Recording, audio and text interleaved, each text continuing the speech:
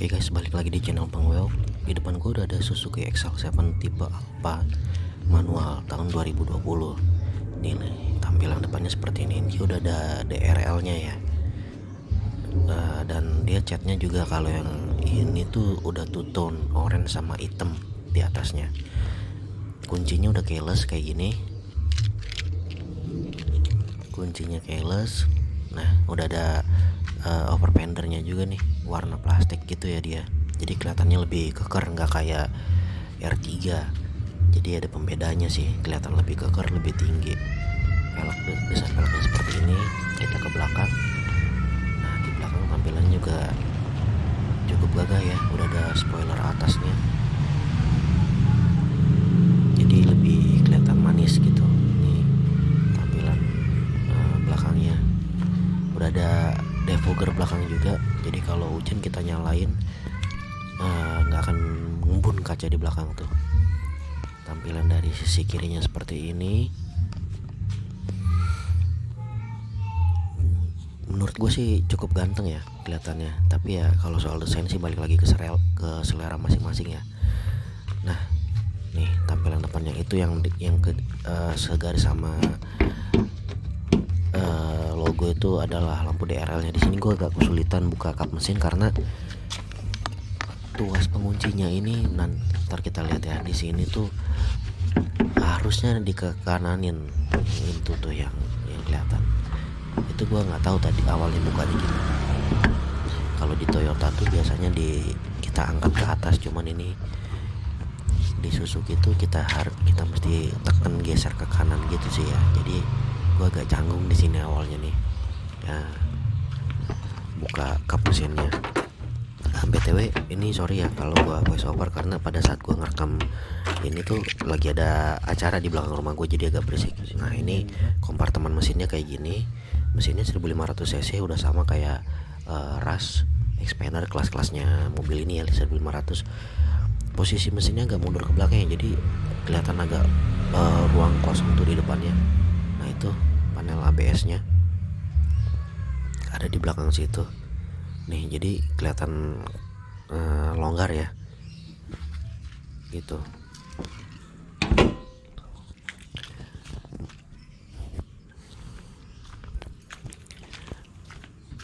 Kita ke interiornya nih dominan full black warnanya dengan bahan di atas itu hard plastik.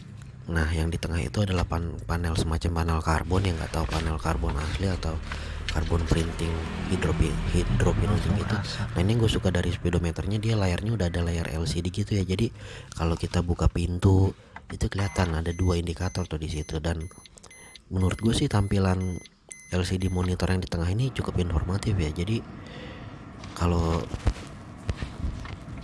mau lihat info tuh lebih enak ngelihatnya lah, ngebacanya juga jadi lebih gampang, nggak cuman sekedar layar monokrom doang. Nah, ini juga spion tengahnya cukup bagus nih. Selain dia layar bisa nyorot ke belakang, bisa lihat kamera depan, ini bisa nge-record juga. Jadi kalau kita ada kejadian yang nggak diinginkan, kita bisa lihat rekamannya di situ. Nah, itu kalau posisi dimatiin kayak gitu tadi tuh. Gitu. Dashboardnya yang gue bilang tadi nih, kayak bahannya semacam dashboard. Head unitnya juga ada layar 7 inch kayaknya sih ya. Ini ada pengaturan di setirnya nih untuk layar head unitnya, cukup komplit ya. Ada angkat tutup telepon dan ada pengaturan bluetooth juga di setir. Cuman nggak tahu ya gue lupa gedein kecilin volume, kayaknya ada juga tuh di setirnya. Ini ukuran lacinya segitu. Itu panel AC-nya. Tampilan untuk plafonnya warna beige ya. Itu lampunya masih lampu biasa. Itu kurangnya nih ya, ini sun visornya kayak mobil murah ya, belum ada lampunya ya. Plus minus memang ini handrestnya, armrestnya posisinya agak mungil. Nah, itu manual ya. Ini ada plusnya nih menurut gua, ada cup holder yang dia bisa ngalirin AC. Jadi kalau kita beli minuman dingin itu minumannya bisa tetap dingin. Nah, ini juga mobil udah ada headlamp leveling, ada stability control, dan itu sensor parkir bisa dimatiin. Kita ke baris kedua, ke tengah. di sini gue cukup cukup kagum ya, karena mobil ini penggerak roda depan, jadi nggak ada tunneling yang mengganggu di di tengah itu. Nah itu kalau yang tadi gue pegang tuh itu adalah one touch tumble, jadi bisa itu kita tarik sekali, nggak perlu pakai tuas yang di tengah itu tuh, jadi langsung kebuka apa bangkunya tuh, ngelipet, bisa langsung kedorong ke depan gitu, jadi buat keluar masuk baris ketiga lebih enak. Nah nih tuh, nggak ada tunneling untuk gardan biasanya kalau mobil RWD kan, ini mobil FWD, jadi ruang kaki itu lebih lega. Nah itu udah ada soket lighter juga untuk ngecas gadget, bisa dari sini gitu. Ini posisi joknya sih lumayan enak, lumayan tebel ya, dan posisi kaki kita tuh longgar. Ini tampilan ke depannya kayak gini.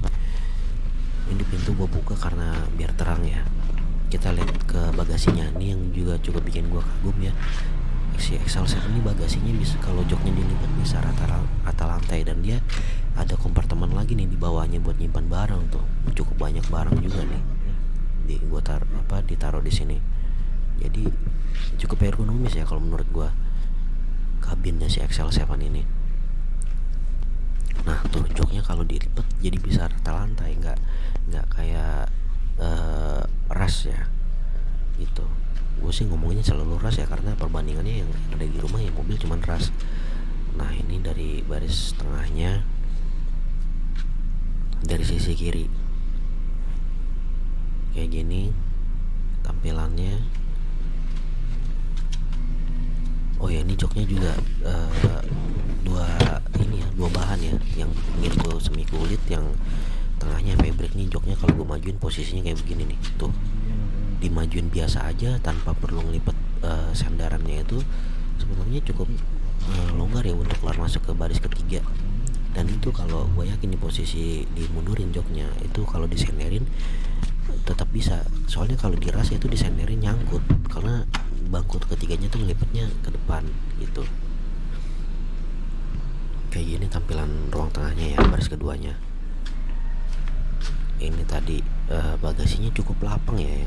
Kalau kita lihat kesannya tuh lega banget nih si Excel 7 nih. Padahal kalau lihat secara dimensi luar bedanya 11-12 doang sama kompetitornya gitu. Ini kita lihat baris depan dari kiri, baris penumpang depan kayak gini sekilas.